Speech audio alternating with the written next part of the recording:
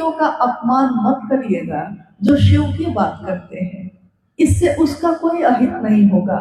लेकिन अगर आपने ऐसा किया, आपका हो जाएगा। आपका इसलिए हो जाएगा कि किसी को आपने महादेव की तरफ बढ़ने से रोक दिया, और ये एक ऐसा आध्यात्मिक अपराध है जिसकी क्षमा शिव भी नहीं कर सकते।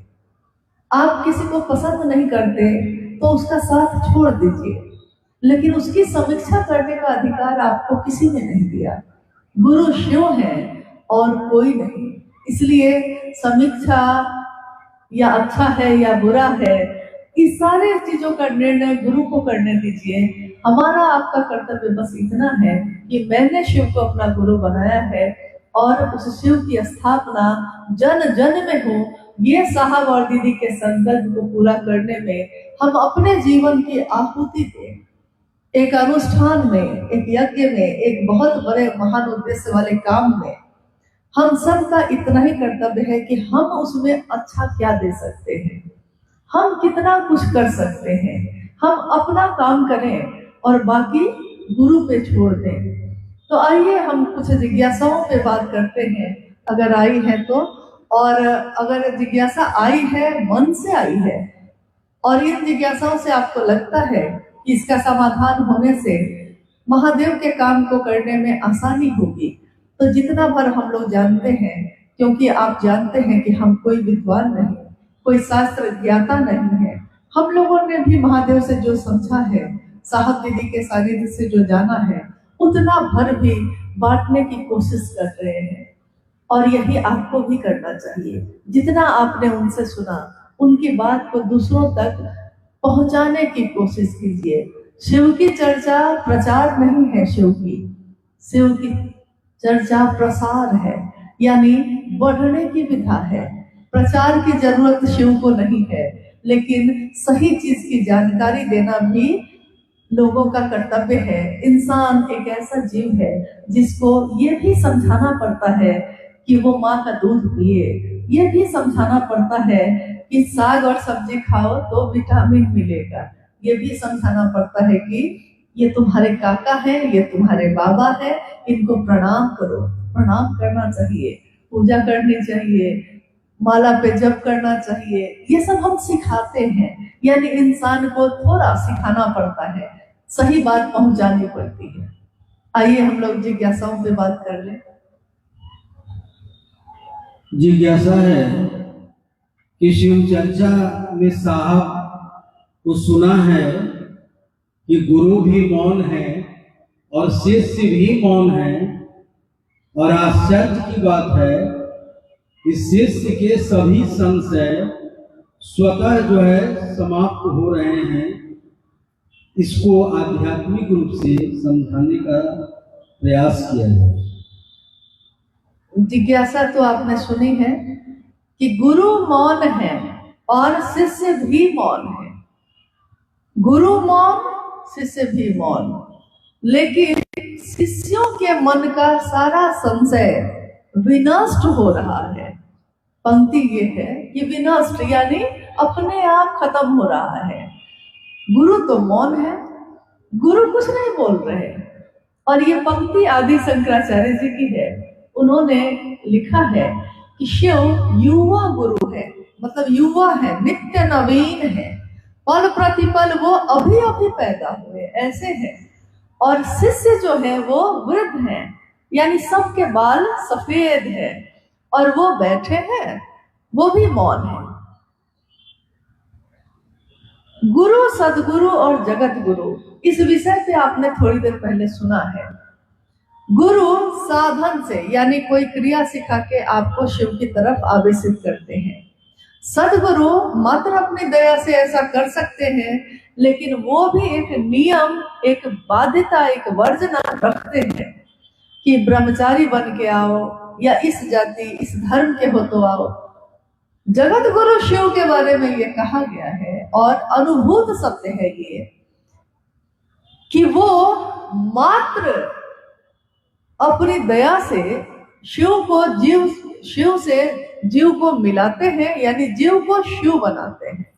और उनकी इस दया में कोई बाध्यता नहीं है, कोई बंधन, कोई नियम नहीं है। अब गुरु तो मौन है, यानी बोल नहीं रहे, शिष्य भी कुछ पूछ नहीं रहे, लेकिन उनका गुरु और शिष्य का अंतर मिला हुआ है, हृदय जुड़ा हुआ है, मन से मन का मिलन है। इसीलिए मन में ही गुरु जो है अपने ज्ञान को उतार रहे हैं और शिष्यों का संशय जो है विनष्ट हो रहा है। इसके लिए उनको बोलने की भी जरूरत नहीं। जगत गुरु शिव को न तो स्पर्श की जरूरत है, ना तो बोलने की, ना तो मंत्रों का जप करवाने की, ना तो यज्ञ और आहुति कराने की, ना तो नक्षत्र का, ना तो राशियों का, ना तो किसी भी तरह की स्थिति परिस्थितियों का, और ना तो किसी तरह के नियम और बाध्यता का। महादेव की परिधि जहां से शुरू होती है वहां जगत के सारे बंधन टूट जाते हैं।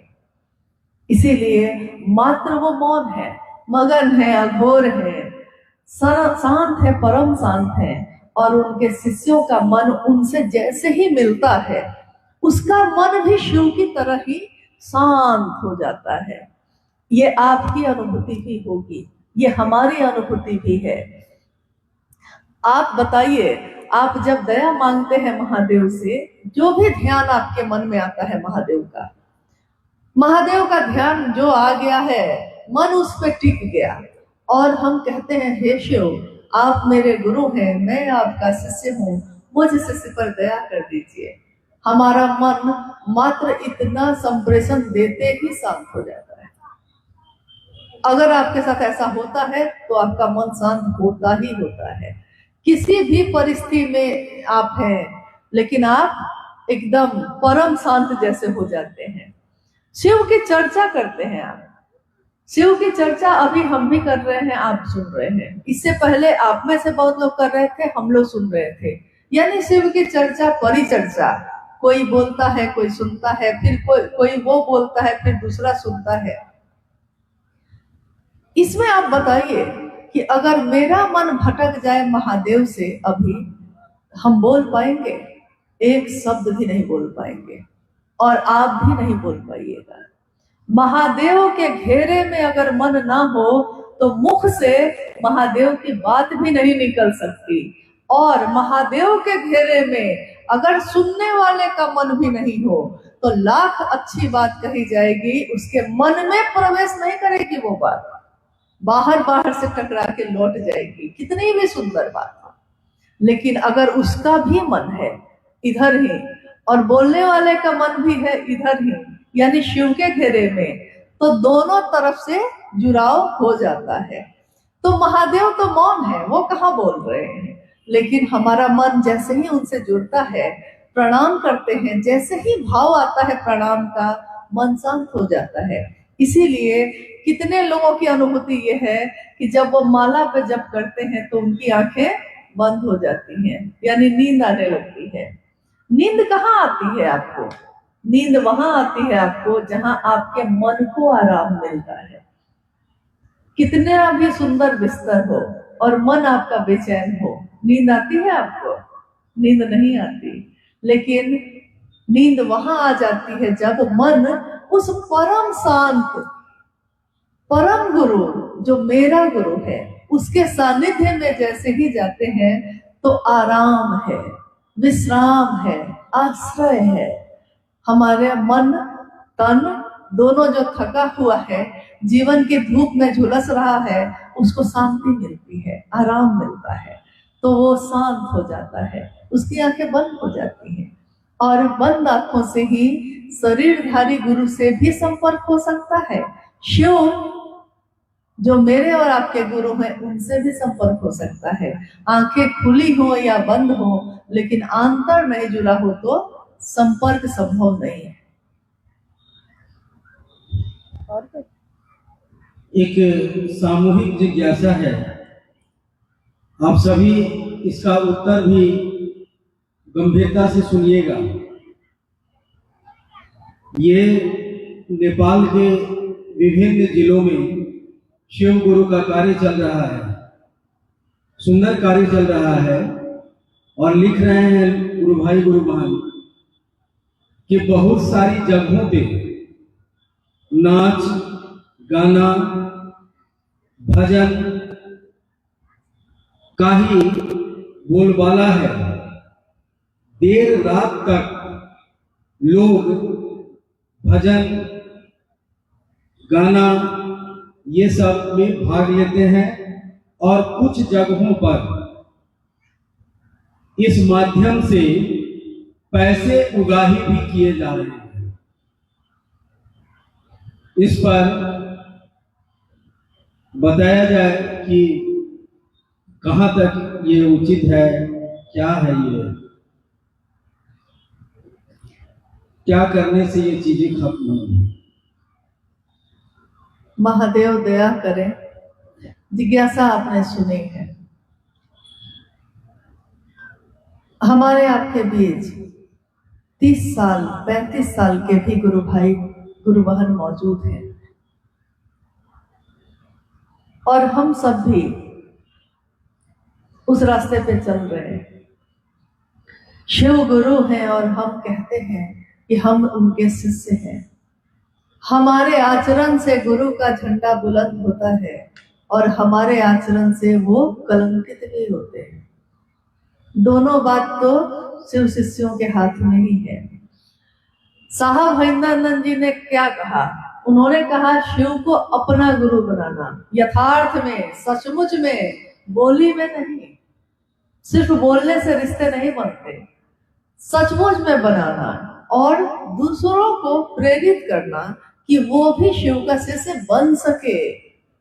शिव का शिष्य, एक आश्चर्य की बात है कि सालों से हम लोग कह रहे हैं कि शिव मेरे गुरु हैं, हम उनके शिष्य हैं, और हमारे मन को ये प्रश्न परेशान कर रहा है कि हम सभी लोग जो यहाँ बैठे हैं, और ये बात बार बार साहब ने भी कही कि कोई किसी का आदमी हो गया, कोई किसी का आदमी हो गया, लेकिन मैंने तो ये चाहा कि आप शिव के हो जाए।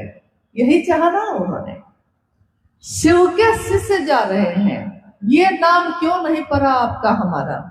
शिव के शिष्य हैं, ये बात क्यों नहीं कहते लोग?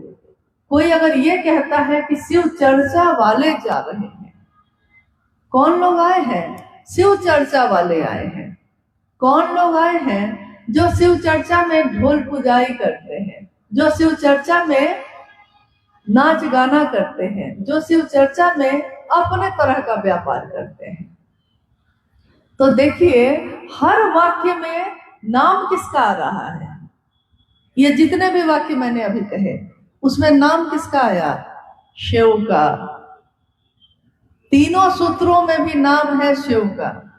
और हमारे आपके द्वारा जितने तरह के कृत्य किए जाते हैं, उसमें भी नाम आ रहा है शिव का। यानी क्या भूल हो रही है हम लोगों से? ना तो साहब ने आपको नाचने से रोका है, ना तो साहब ने आपको पूजा पाठ करने से रोका है। किसी भी काम को करने से साहब ने नहीं रोका। वो क्यों रोकेंगे? आप पूजा करते हैं और साहब क्यों रोकेंगे? आपके घर में कोई उत्सव हो रहा है, आप नाच गाना कर रहे हैं, साहब क्यों रोकेंगे? उन्होंने कभी किसी को किसी काम के लिए नहीं रोका। एक बात कही कि एक घर को छोड़ देना, और वो घर है शिव का। शिव चर्चा करना शिव के लिए, शिव का शिष्य बनना शिव के लिए, शिव को अपना बनाने के लिए, व्यापार के लिए नहीं, तिजारत के लिए नहीं, नाच गाने के लिए नहीं। क्या हम जितने शिव के शिष्य यहाँ बैठे हैं, हम सिर्फ शिव की चर्चाओं के आयोजन में इन चीजों को नहीं छोड़ सकते? छोड़ सकते हैं ना। आपको और चीजों में छोड़ने के लिए तो साहब ने नहीं कहा। उन्होंने तो एक चीज मांगी है। अभी आप भजन सुन रहे थे, अभी आप चर्चाएं सुन रहे हैं, सब में सारे लोगों ने एक ही आग्रह किया कि जो साहब ने चाहा वो हमसे आपसे हो जाए। और उन्होंने तो यही चाहा कि शिव के शिष्य की मुहर लगे आप पे। शिव के लोग जा रहे हैं, एक शरीरधारी गुरु के शिष्य भी जब जाते हैं तो हम आप कहते हैं अमुक गुरु के शिष्य जा रहे हैं। और गुरुओं के गुरु, सदगुरुओं के गुरु, स्वयं जगत गुरु शिव के शिष्य जब जा रहे हैं, क्यों लोग नहीं कहते कि शिव के शिष्य जा रहे हैं? कहीं ना कहीं तो भूल हो रही है। थोड़ा आत्मचिंतन करिएगा। और हम लोग अनुरोध कर सकते हैं, अनुरोध इस बात का कि शिव की शिष्यता में ये काम आप मत करिए। हम लोग बस समझा सकते हैं, अनुरोध कर सकते हैं। बाद बाकी आप जो भी करेंगे उसके जिम्मेदार आप स्वयं होंगे। आपके गुरु शिव हैं। गुरु ही शिष्य को समझाते हैं या परिमार्जित करते हैं। अनुरोध है हम लोगों का कि कम से कम एक घर को छोड़ दीजिए, शिव शिष्यता में कोई मिलावट मत करिए। क्योंकि जब ये चली थी ना इस धरती पे, जब निकली थी इस धरती से, साहब के मुख से पहली बार जब शिव की चर्चा शुरू हुई थी, ये शिव की शिष्यता पावन है, साहब ने कहा। ये शिव की शिष्यता की धारा जो पावन है, पवित्र अपवित्र हो सकता है, पावन पावन ही रहता है। और जब पहाड़ों से नदियां धरती पे आती हैं, समतल की तरफ बहती हैं, तो रास्ते की गंदगियां भी उसमें शामिल होती हैं। जब पहाड़ से उसकी धार फूटती है तो वहां वो साफ स्वच्छ होती है। लेकिन जैसे जैसे पहाड़ों से वो धरती पे नीचे उतरती है, धारा उसकी चौड़ी होती जाती है, यानी विस्तार होता जाता है। लेकिन उस विस्तार में जगत की गंदगियां भी शामिल होती हैं। उसके बावजूद हम सभी शिव शिष्यों को ये याद रखना होगा कि पावन पावन ही होता है, वो अपवित्र नहीं हो सकता। मेरे आपके लाख प्रयासों के बावजूद नहीं हो सकता। थोड़ा अपने महादेव से कम इतना तो लिहाज रखिए कि उनके घर को छोड़ दे। बाद बाकी तो जगत को बेच के जगत को खरीदने का रिवाज पुराना है, ये साहब ने कहा ही है। लेकिन अगर जगत को बेच कर भी शिव को खरीद सको तो शिव खरीदने की चीज नहीं है, शिव को पा सको तो समझना कि तुमने कुछ पा लिया। जब साहब महादेव महादेव कहने लगे थे खूब, उनके पिता डॉक्टर विश्वनाथ प्रसाद सिंह यानी हम लोग के दादाजी ने साहब से कहा उस समय, हरिंदर महादेव महादेव कहते कहते बर्बाद हो जाएंगे। क्योंकि महादेव महादेव करने वाला बर्बाद हो जाता है, कुछ हासिल नहीं होता जगत में। जो उनकी सोच थी उन्होंने कहा। लेकिन साहब हरिंदरानंद जी ने क्या कहा? उन्होंने अपने पिता से कहा कि बाबूजी, कोई लड़की के पीछे बर्बाद होता है, कोई जुआ खेल के बर्बाद होता है, कोई कुछ करके बर्बाद होता है। हम भी देखते हैं कि महादेव महादेव करके हम कितना बर्बाद होते हैं। तेरी महफिल में किस्मत आजमा कर हम भी देखेंगे, घड़ी भर को तेरे नजदीक आके हम भी देखेंगे। ये माना मोहब्बत जिंदगी बर्बाद करती है, ये माना मोहब्बत जिंदगी बर्बाद करती है। क्योंकि लोग यही कहते हैं कि जिसने प्यार कर लिया उसने अपनी जिंदगी बर्बाद कर ली। लेकिन हमारे वर्ण गुरुदाता ने क्या कहा? उन्होंने कहा कि ये माना जिंदगी मोहब्बत जो है वो जिंदगी बर्बाद करती है। ये क्या कम है कि मर जाने पे दुनिया याद करती है। तेरी महफिल में थोड़ा सा किस्मत आजमा कर हम भी तो देखें कि महादेव महादेव करने वाला कैसा होता है। और आज हमारी आपकी सबकी ये अनुभूति है कि शरीर तो आया है, शरीर जाएगा, लेकिन शिव के शिष्य वर्ण गुरु भ्राता शिव शिष्या दीदी नीलमानंद आज जीवंत हैं। सभी शिव शिष्यों के हृदय में उनकी तस्वीर, उनकी याद, उनकी हर पल की बात हमारे जीवन में शामिल है। और उन्होंने ये चाहा है कि ये जो याद है ना, हर बात जो है हमारे जीवन के हर पल में वो जो साथ चल रहे हैं, उसमें उन्होंने चाहा है कि शिव के शिष्य आंसू नहीं बहाएंगे, शिव कैसे से अपने गुरु के काम की स्थापना में अपने जीवन का सर्वस्व देंगे, हंसते हंसते देंगे, क्योंकि कदम मिला के चलना होगा हमको आपको। आज न सही तो कल, कल न सही तो परसों, चलना तो होगा। रास्ता एक ही है, गुरु एक ही है, और चलने की गति भी वही दे रहे हैं। तो हंसते हंसते इस रास्ते पे कदम मिला के चलना होगा हम सभी को, ताकि हम उस मंजिल तक खुद भी पहुंचे और दूसरों को भी भटकाए नहीं, उनको भी अपने साथ उस मंजिल तक पहुंचने में मदद करें। हमारी आपकी जिम्मेदारी है कि हम नए आने वाले गुरु भाई गुरु बहनों को रास्ता दें, आगे बढ़ाएं, उनको मजबूती दें और साहब दीदी का साथ दें। हमारी क्षमता बहुत कम है, आपकी भी बहुत कम है, लेकिन शिव के से सहेंद्रानंद जी की क्षमता असीम है, अनंत है, जैसा उनके गुरु शिव का है, हमारे गुरु का भी है। लेकिन हमारा रिश्ता अभी तक हम उस रास्ते पे चल ही रहे हैं, हमारा रिश्ता वैसा अभी बना नहीं है। बन जाए तो इससे सुंदर बात और कुछ भी नहीं हो सकती। और कुछ नहीं।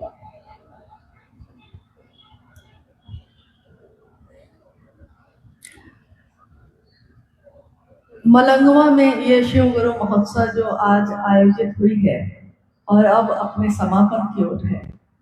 समापन तो किसी भी चीज का नहीं होता, जो इस धरती पे आ गई है चलती ही रहती है, और सकारात्मक है वो सारी ऊर्जा जो शिव से आती है।